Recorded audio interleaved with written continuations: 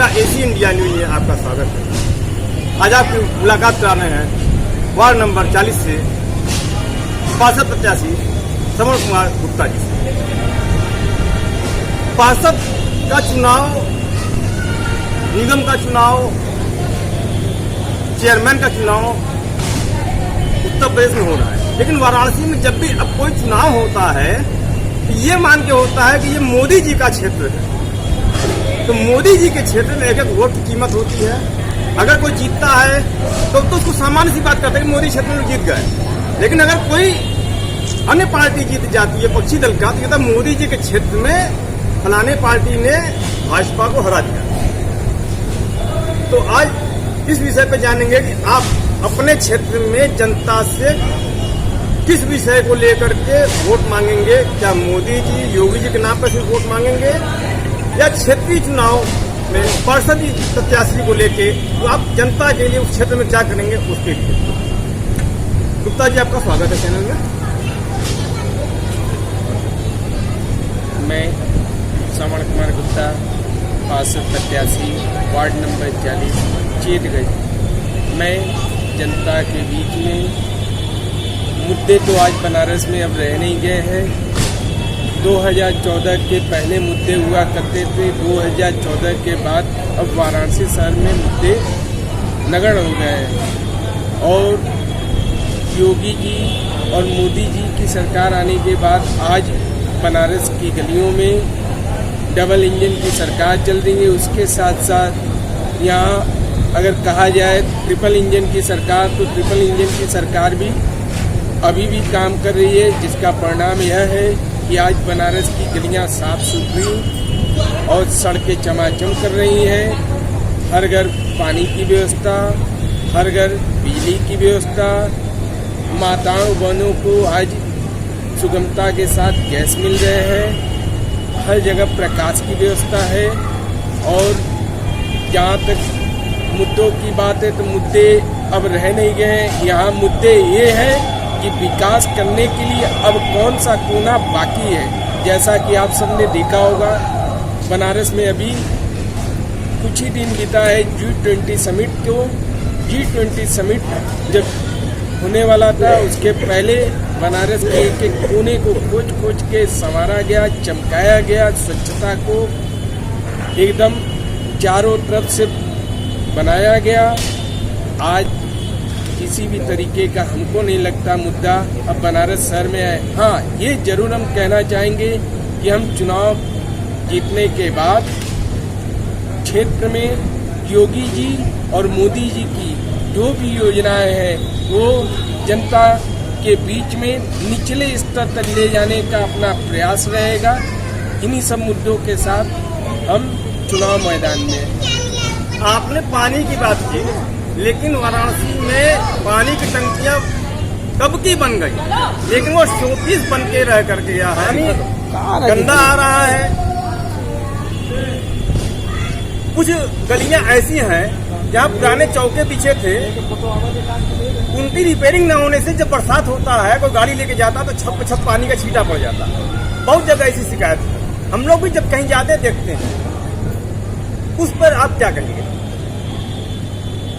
Ward number 40 में इस समय स्मार्ट सिटी के तहत अपना विकास कार्य चल रहा है, जिसमें पुराने चौकों को हटा के ढलैया करके नए चौके बिछाए जा रहे हैं। जहाँ तक पानी की बात है, शहर दक्षिणी विधानसभा में मेरे जानकारी में 38 से ज़्यादा मिनी ट्यूबवेल लगाया गया, जिसमें मेरे क्षेत्र में अभी कुछ ही दिन पहले दलहट्टा क्षेत्र में मिनी ट्यूबवेल लगा के आज कम से कम 100 घर उधर सेनपुरा में मिनी ट्यूबवेल लगाया गया। इस तरीके से मिनी ट्यूबवेल के माध्यम से जनता के बीच में स्वच्छ पेयजल देने का कार्य माननीय डॉक्टर नीलकंठ तिवारी जी के द्वारा किया जा रहा है। रजनीश कनौजिया जी भाजपा काशी क्षेत्र के महामंत्री हैं। आपसे जानना चाहेंगे वाराणसी के महापौर के प्रत्याशी के विषय में, क्या उनकी जीत सुनिश्चित हो पाएगी? 84 नए गांवों को नगर निगम में शामिल किया गया। उन 84 गांवों की स्थिति ये है कि अगर सरकार काम करना भी चाहेगी तो सबसे बड़ी समस्या है कि बहुत जगह वहाँ अतिक्रमण हो चुका है, जहाँ पे पहले से बहा हुआ करता था, जिसको गांव की भाषा में बहाव कहते थे।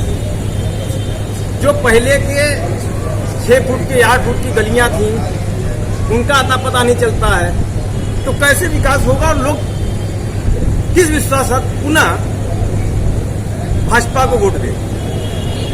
जी नमस्कार। पहले तो आप अपने आप से जोड़े, इसलिए आपको धन्यवाद। निश्चित ही देखिए, काम करने की इच्छा शक्ति होती है तो आदमी कुछ भी कर सकता है। जब विश्वनाथ कॉरिडोर की बात हो रही थी, लोगों को हंसी लग रहा था। मोदी जी जब शौचालय की बात करते थे तो लोग मजाक उड़ाते थे, लेकिन आज उपलब्धियों को आप देखिए कि विश्वनाथ कॉरिडोर बन जाने के बाद देश विदेश से इतने पर्यटक आ रहे हैं कि बनारस में, काशी में होटलों में रूम नहीं मिल रहा, सड़क पे यातायात नहीं है। और आने वाले समय में स्थिति ये है कि यहाँ पर इसके वजह से विश्वनाथ कॉरिडोर में आने वाले पर्यटन में और तीर्थयात्रियों की वजह से यहाँ का व्यापार भी काफी बढ़ रहा है। निश्चित सरकार के काम करने की इच्छा शक्ति रही है, तभी नगर निगम में 84 गाँव को और जोड़ा गया है। विकास पहले भी होता था, जिला पंचायत के माध्यम से उनका काम होता था।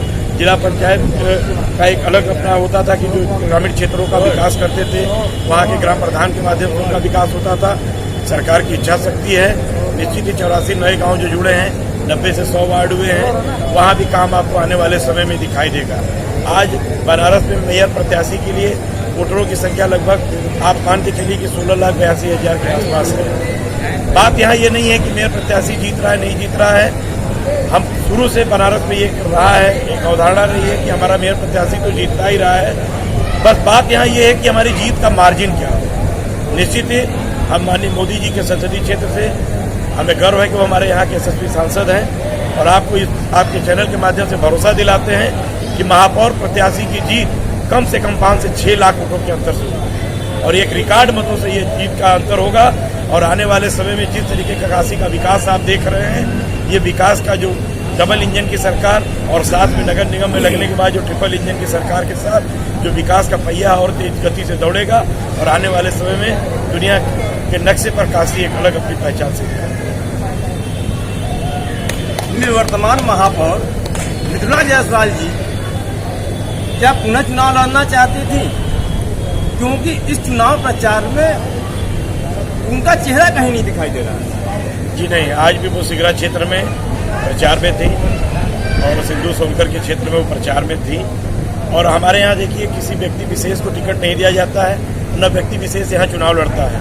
आज इस वार्ड में अगर श्रवण गुप्ता लड़ रहे हैं तो श्रवण गुप्ता नहीं लड़ रहे हैं, भारतीय जनता पार्टी का एक कार्यकर्ता इनका चुनाव लड़ रहा है। यहाँ पर आप मान के चले कि अशोक तिवारी चुनाव नहीं लड़ रहे, भारतीय जनता पार्टी का एक सिपाही अपने काम को अपने तन मन धन और अपना समय न्यौछावर कर रहा है और पूरे समय के साथ यहाँ काम कर रहा है। यहाँ कार्यकर्ताओं को अन्य पार्टियों की तरह दारू शराब और पैसे नहीं बांटे जाते। यहाँ पर जो हमारा कार्यकर्ता है वो राष्ट्रभक्ति की भावना से ओतप्रोत होकर के काम करता है, जिसका परिणाम आपको दिखाई देता है। और इस 40, 42, 44 डिग्री टेम्परेचर में भी वो निकल के घर घर जाके प्रचार कर रहा है। और प्रचार भी करने की हमको जरूरत नहीं है, प्रचार तो हम इस बात का कर रहे हैं कि सरकार ने किया क्या। लोग गुमराह करते हैं, हम उनको जाके बताते हैं कि सरकार ने सौभाग्य योजना के तहत आपको निःशुल्क आपको बिजली की व्यवस्था बीपीएल कार्ड को दिया, निःशुल्क जल की व्यवस्था दिया, निःशुल्क उनको राशन की व्यवस्था किया, निःशुल्क शिक्षा की व्यवस्था किया, उनको आवास की व्यवस्था दिया। क्योंकि समय आने पर लोग बरगलाते हैं, तो जो अनपढ़ लोग हैं या जो कम पढ़े लिखे लोग हैं या उनको समझ में नहीं आता, वो सारी चीजें भूल जाते हैं। तो हम क्षेत्र में केवल यही जा करके बता रहे हैं कि इस कोरोना जैसे संक्रमण काल में भारतीय जनता पार्टी का जो एक एक कार्यकर्ता आपके लिए, आपके सहयोग के लिए अपना घर परिवार की चिंता न करते हुए आपके साथ खड़ा रहा है। आज वो समय आया है कि आप श्रवण कुमार गुप्ता को, आप माननीय अशोक तिवारी जी को अपना वोट और मत और समर्थन देकर के भारतीय जनता पार्टी के प्रति अपने जो सामाजिक दायित्व है, अपने जो भारत माता के प्रति अपना आस्था है, उसको प्रकट करिए। और निश्चित आपको पुनः बताना चाहते हैं कि हमारा एक एक सभासद प्रत्याशी कम से कम 2-2, 3-3, 4-4 हजार मतों से विजयी होगा और हमारा मेयर प्रत्याशी 5 से 6 लाख मतों से विजयी। अशोक तिवारी जिंदाबाद। अल्पसंख्यकों का वोट भाजपा को पहले बहुत कम मिलता था, अब भी बहुत से बूथ रहते हैं जहाँ बहुत कम वोट मिलता है। क्या कहेंगे अल्पसंख्यकों को, आपको कितना वोट मिलेगा? सरकार की जो योजनाएं हैं उसमें कहीं लिख के नहीं आता कि ये योजनाएं अल्पसंख्यक के लिए है, ये बहुसंख्यक के लिए है। ये हिंदू के लिए है, ये मुसलमान के लिए है। सरकार की जितनी भी योजनाएं हैं वो गरीब, दलित, वंचित, शोषित समाज के लिए है। और निश्चित है, आप कोई भी योजना देख ले, चाहे वो उज्ज्वला की योजना हो, चाहे वो बीपीएल कार्ड धारकों के लिए योजना हो, चाहे वो आयुष्मान कार्ड की योजना हो, उसमें कोई भेदभाव नहीं है, उसमें कोई हिंदू मुसलमान नहीं है। और इसी भावनाओं से मिल करके, ओतप्रोत होकर के आज हमारा अल्पसंख्यक समाज भी हमारे साथ खड़ा है। और मोदी जी और योगी जी कभी पूरी सुरक्षा, अपने आप को सुरक्षित महसूस कर रहा है उनके राज्य में। आज व्यापारी सुरक्षित है, अल्पसंख्यक सुरक्षित है, महिलाएं सुरक्षित है। आज महिलाएं रात को 2 बजे भी शादी ब्याह से अपने घरों को जा रही हैं। तो कहीं न कहीं ये सुरक्षा की भाव है। ये लगता है लोगों को कि वो मोदी और योगी के रहते हम सब सुरक्षित हैं। और ये सारी चीजें कहीं न कहीं हमें हमारे मत के रूप में, हमारे वोट के रूप में कहीं न कहीं परिवर्तित तो आपकी मुलाकात करा रहे थे भाजपा प्रत्याशी व भाजपा के कार्यकर्ता पदाधिकारी से। पत्रकार होने के नाते सिर्फ शुभकामना दे सकते हैं। ये जनता तय करेगी कि आपका पार्षद, आपका महापौर कौन होगा। फिर किसी नए शख्स से मुलाकात करेंगे। तब तक के लिए नमस्कार, जय हिंद, जय तिरंगा।